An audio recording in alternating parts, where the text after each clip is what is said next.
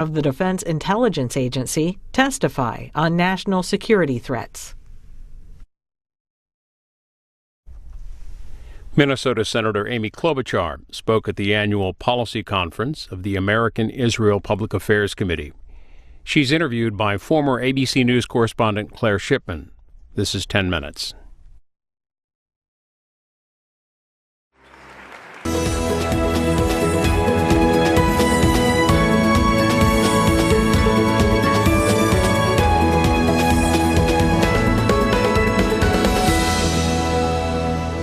Please welcome award-winning journalist and best-selling author Claire Shipman.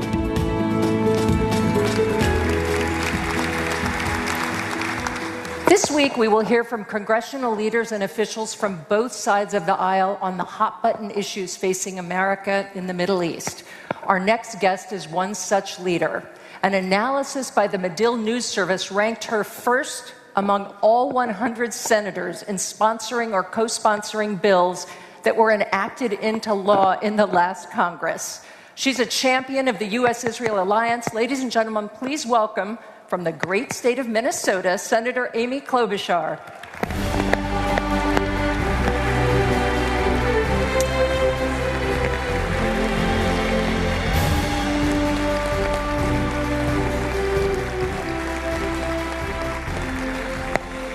Thank you, Senator. Well, thank you, Claire. It's great to be here with this intimate discussion with you and thousands of our friends. Exactly, so many of our friends.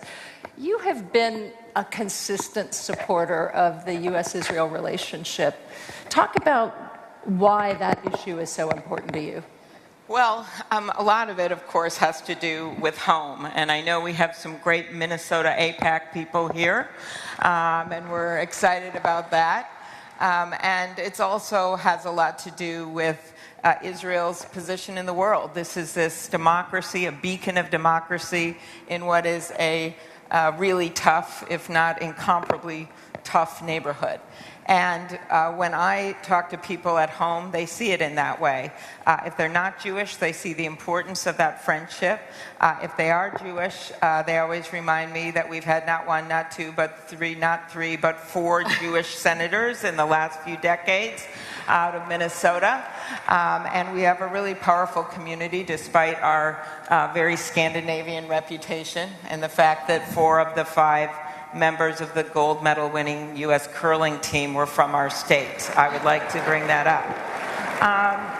And so this community in Minnesota is what really got me so interested in this, bringing me to Israel while I was running for the Senate. I was the DA at the time, and I still remember going to Sderot and meeting a family whose house, the roof, rocket shell had gone right through their home. Their daughter was doing the homework at the kitchen table, and if it wasn't for the alert system, she would have been dead. And hearing their story actually reminded me of the work I did as prosecutor, and when we would be in these high crime neighborhoods, and how people would be terrified every single day of what was going to happen to them next. And no country should have to live like that. And then to go full around on my last visit to Israel, my last Minnesota connection for you, with Senator Lindsey Graham and Senator Gillibrand and Senator Hoeven, we were meeting with the Prime Minister, and he was noting to me that he has a lot of relatives in Minnesota, and he had been there, and he said when I got back to our state, I could tell them that I had met with the Israeli Prime Minister of Minnesota. That was kind of amusing, but was most amusing is he said it to me as I was sitting next to the senator from New York. That's nice. You probably know as well as anybody these days, given the current hyper-partisan political environment, how hard it is to find issues on which Democrats and Republicans can work together. Is it possible that this issue can remain a bipartisan issue, and especially in Congress? I think it can, and a lot depends on the Jewish community in America, because I believe that you can find common ground while still standing your ground. And that has been really a hallmark of how I have worked in Congress, and we have seen this in Congress with support for Israel, whether it is Iron Dome, whether it is David Sling, whether it is the Iran sanctions and the 98-2 vote out of the United States Senate, or whether it is the Memorandum of Understanding and the $38 billion, largest amount ever put into Israel's security. At the same time, as you know, things have become very polarized. And so the way I would suggest, and your leaders know this, and you know this better than anyone, to try to do everything and stop people from injecting partisanship into the Israeli-American relationship and push back. If you're a Republican, reach out to Democrats. If you're a Democrat, reach out to Republicans. Getting youth involved and seizing on some of those issues that Israel and that this community has long stood up for, whether it is taking on climate change, whether it is immigration reform, whether it is standing up for refugees. These are issues that the Jewish community has been uniquely active on. And I think those are issues that are appealing to young people and ways of talking about and teaching people what happened with the Holocaust and what the Jewish community has experienced, because so many of them don't really know that history. And so that's why I appreciate how AIPAC has reached out in that way. And the last thing I'd say about this is, for me, it's just as you do. It's finding friends that maybe you didn't know were friends before. I have spent a lot of time traveling the world with John McCain, who I just talked to this weekend. He said to say hello, by the way, with Senator McCain and Senator Graham. And we spent, actually, not this last New Year's Eve, but the one before that, we were in the Baltics, something you've covered, and Ukraine. John McCain has always stood up for me when we're meeting with all these male leaders around the world. He always says, Senator Klobuchar is the lead Democrat. She will go first. But there we were on the front line with President Poroshenko in a blizzard. And he decided he was going to show the strong American might to Russia. And he presented me, first he went to McCain and gave him a machine gun, true story. He then went to Lindsey Graham and gave him a pistol. All the cameras are on. We have thousands of people. And I thought, what am I going to get? And he gave me 2 daggers. That is a true story. Nice. And that was no my discrimination. New Year's Eve. Exactly, like that. Nothing at all. But it just reminded me again, John McCain has been through everything in his life. But he still sees this importance of not just going with party, but reaching out and thinking of country. And I think that's what we have to think about when we talk about this relationship. Thank you. I imagine him to be a great traveling buddy. Yes, actually. he is a lot of fun, I'll say that.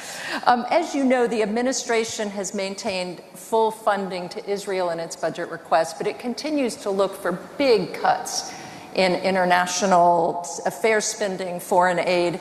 How do you think Congress will deal with both the request for security assistance to Israel, but also overall foreign aid? And how do you talk about the issue of maintaining spending on foreign affairs to your constituents at home? Well, this is a really timely question because we have the budget right before us coming up.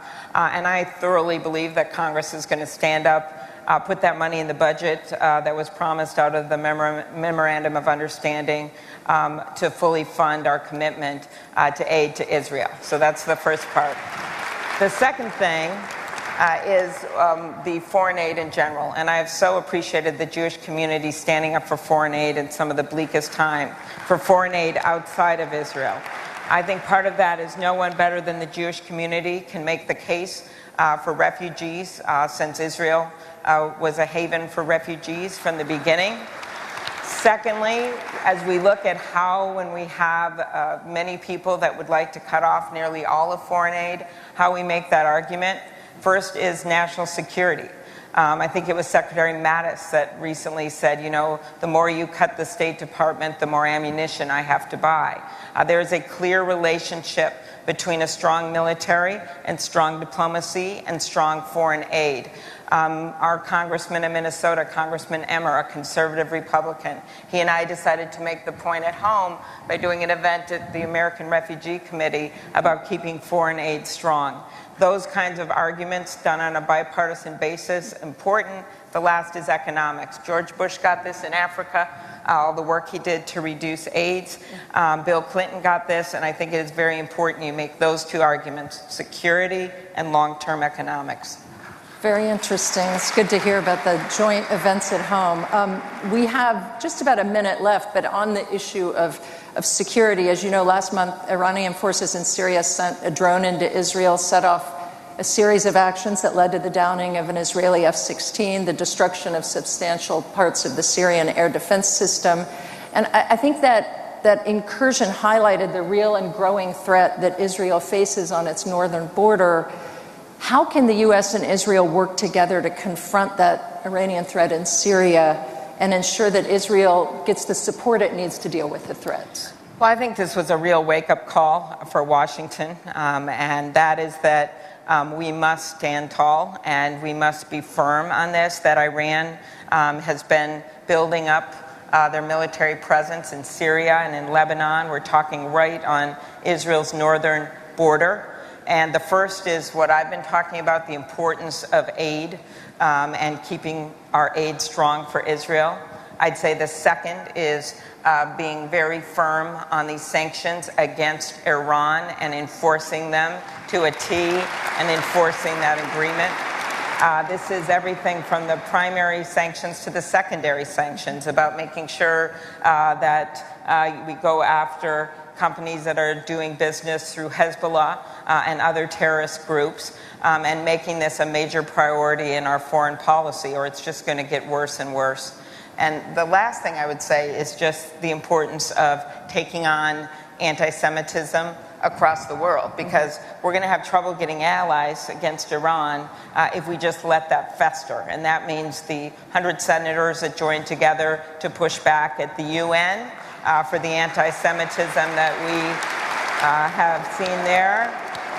And it also means securing ourselves internationally, but at home. Our community centers in Minnesota that were targeted, what we've seen in even swastikas on homes in the last year in my state. So that means security money, but it also means a culture of reaching out to people and making sure that people stand tall for Israel.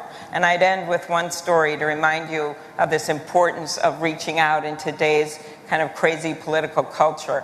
And that is the ad that most went viral in our Twin Cities during the Super Bowl. Was not a Vikings ad, because sadly they didn't make it to the Super Bowl. But it was an ad, a video of an interfaith event where one of our most popular rabbis threw a football to an imam and he caught it and ran in for a touchdown. And I think the message to the young people in our state was that kind of reaching out in a good way, reaching out, but at the same time standing our ground for Israel and finding common ground where we can. So that's what I thank AIPAC for doing, and keep up the good work, and thanks for having me, Claire. Senator Klobuchar, a lot of great information. Let's give her another round of applause. Thank you for your time this morning.